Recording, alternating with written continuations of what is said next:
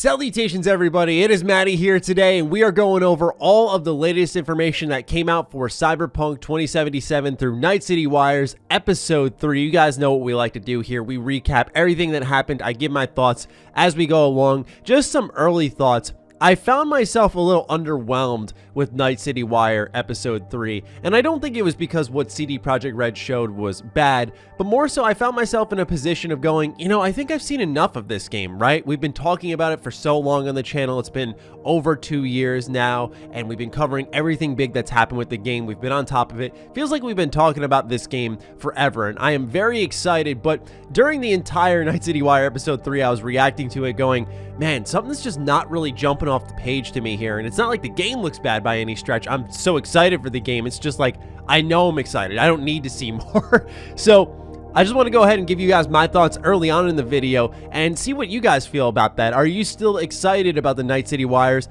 Have you seen enough? Are you going on a media blackout? I know it's a little different for me because this is my job. I want to make sure I'm on top of the biggest RPGs, but I'm really looking forward to more of like the launch day coverage and talking about the actual game and discovering its secrets. But anyway, we got a lot to go over between Night City itself, the gangs within Night City, and even PC requirements. Lots of good information here in this video for those of you who maybe missed Night City Wire or want my take on some things. So let's go ahead, get it started with some of the flyby shots in Night City. So one of the major points of Night City Wire was going over all of the districts in the game and talking about how they crafted the city. Now, at this part of Night City Wire Episode 3, I did feel like there was a lot of PR speak. I don't know how else to word it. It was more so talking about how big the world was, how great the world was, without actually visually representing what they were talking about. And so for me, it was once again that situation where I was like, yeah, I'm just ready to play this game. I'm sold on it already. I guess I genuinely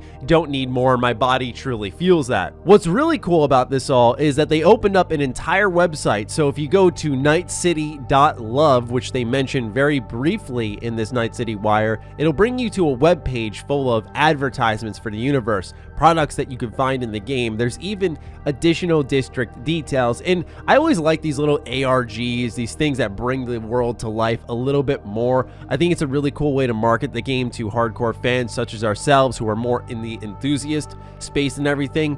There is a trailer that goes through the city mentioning how crime rate has doubled in Night City and the homeless population has risen by 300%. I feel like genuinely what they showed throughout that trailer really represented that well. I felt like this city looked like it was really in trouble. It was a complete mess, and that all chaos could break loose in like just a second. Like, there's a very odd tension to this game that I haven't really seen in other open world games, and I'm getting this from a marketing perspective, right? I'm not even in the game yet, and I'm getting that feeling. It's very hard to translate that emotion, so that was something I definitely appreciated as some of the shots rolled by. So a lot of the parts of Night City that they did show off and discuss were already revealed via screenshots as well as details on their Twitter account. We'd actually covered a lot of this here on the channel as well, so perhaps that's my own fault. But what I thought was really cool that they revealed is that every street in this game is labeled. They've made it themselves, and within these districts are sub-districts. Now, I thought that this was really great information to have because everything in Cyberpunk 2077 seems to be handcrafted, and so when we're in that world and we're going to see that very unique alleyway or this one building that just stands out from the rest, that's where you see the true love and care come to life. And I feel like what's going to happen is this is going to be, and this may sound hyperbolic at first, but I really feel like this is going to be an open world game unlike anything we've ever seen, right? Like, not that there aren't any other games out there that have their own handcrafted streets, but the level of detail and effort they've went to even do that. Obviously, when you're making streets and then you're making districts within districts, you've got to be able to account for different slices of life in each of these districts, making them all mend together. And obviously the gangs are holding control of all these various districts. So to have all that come together, it's not easy. It's a very tough challenge for a developer.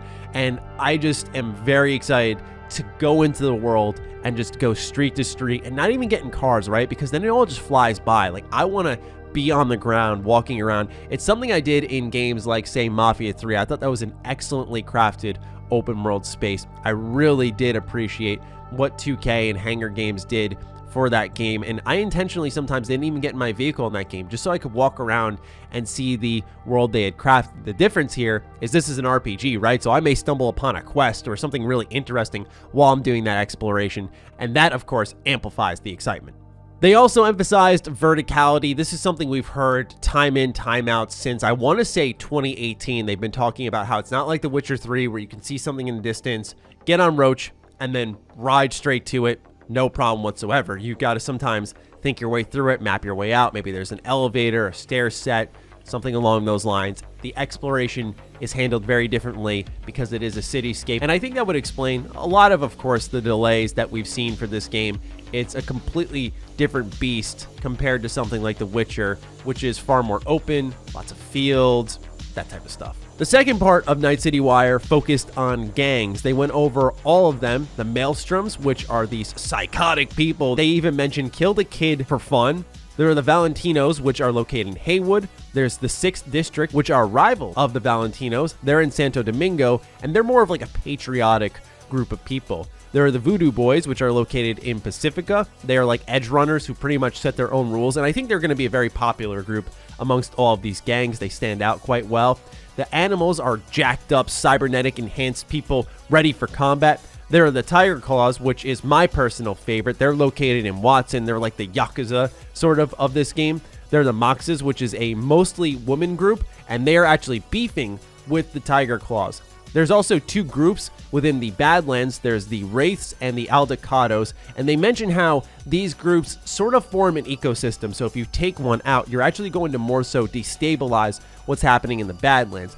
I think the reason for that is because you pretty much have this lawless land outside of Night City, and so you have these gangs which have established their own rule. If you take one out, now one takes over in that void and spreads their own ideals over to a different group of people. So I believe there may be a choice at some point in the story there. What I also thought was very interesting, I think this was the most key detail that they revealed out of the entire Night City Wire of episode 3 here, is that they say that since you're a merc, you don't really join the gangs. So it doesn't work like, say, a faction in Skyrim, right? Oh, it's the Fighters Guild, I join. Oh, it's the Mages Guild, I join, and you go through their quest lines. The way they worded it is that you're a mercenary, so you're valuable to them to do work, but you're not valuable to them to, say, join up. And the reason for that is because they can't trust you, but they trust you enough to do work. Kind of confusing, but I thought that this was really interesting and important information, because I think a lot of people thought that you're going to be making choices on which gang you join, and then that'll affect your reputation with another. I think what's going to happen is you are going to have these quests that interweave these two gangs, right? You noticed how for whatever gang exists, there's one that also rivals them in another area that's very close by. I think the best example was, of course, 6th Street and the Valentinos. These two gangs are rivaling each other. They're just a district away. So I imagine there will be a point in their either self-contained story or maybe in the main story that involves you making a choice that helps one side out more than the other, or maybe they both get screwed over in some way. Maybe it just won't be an easy choice like that, so cut and dry like I'm portraying it. But the point being is that you don't directly join these gangs, so you will be interacting with all of them, which I think is a good thing because it's such a broad, dense world.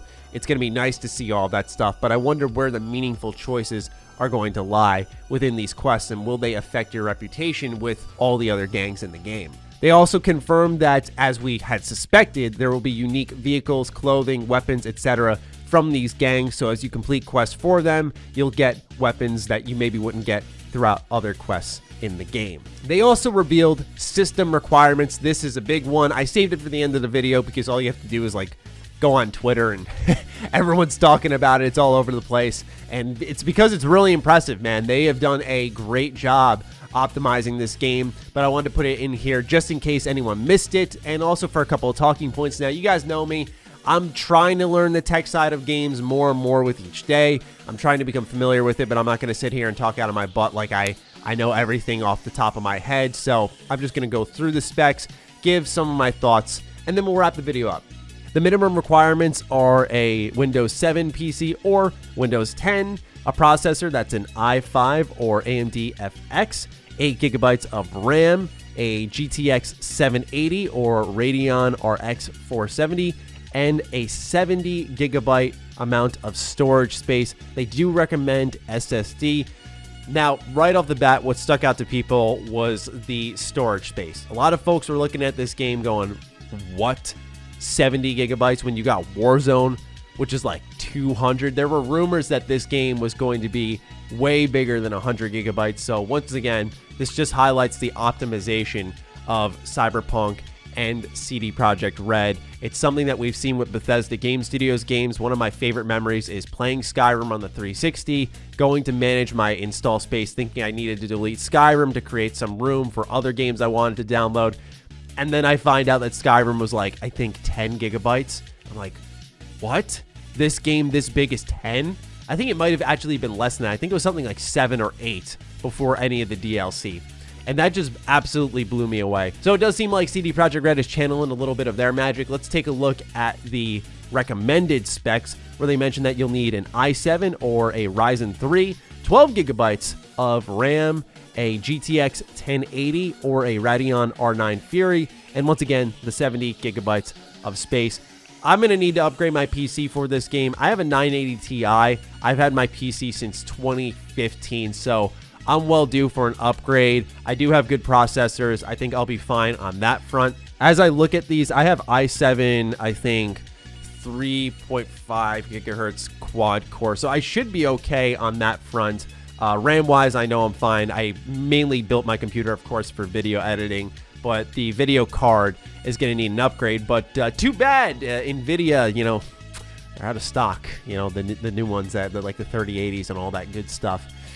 Unfortunate, really. Anyway, ladies and gentlemen, those are just my thoughts on Night City Wire Episode 3. Pretty exciting stuff across the board. Just more information at the end of the day for those who needed a little bit more convincing, needed to have their Cyberpunk thirst satiate a little bit more. For me, I'm kind of coasting now. Like I said, I'm extremely excited for the game, but information-wise, I'll continue to cover it. Just, it's one of those things where I don't think anything's going to send me off the wall right now and for the foreseeable future. So I'm just going to kind of patiently wait for the game at this point in time. So if I seemed less enthusiastic in this video, I know people are going to take it the wrong way. They're going to think like, oh my god, he hates the game, or oh my god, he can't stand CD Projekt Red, or how is he not hyped? It's just because I'm ready for the game. I'm ready for the game. Just give it to me. This is going to be a long 60-day wait, but once November hits, I'm going to be regretting this, right? Because when we got new-gen consoles and all these other games to play, and I'm going to be like, what do I do with all this time that I don't have?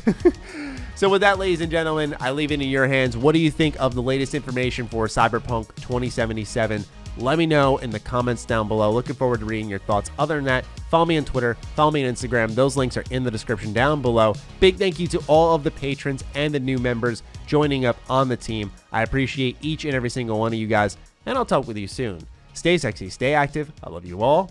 Peace.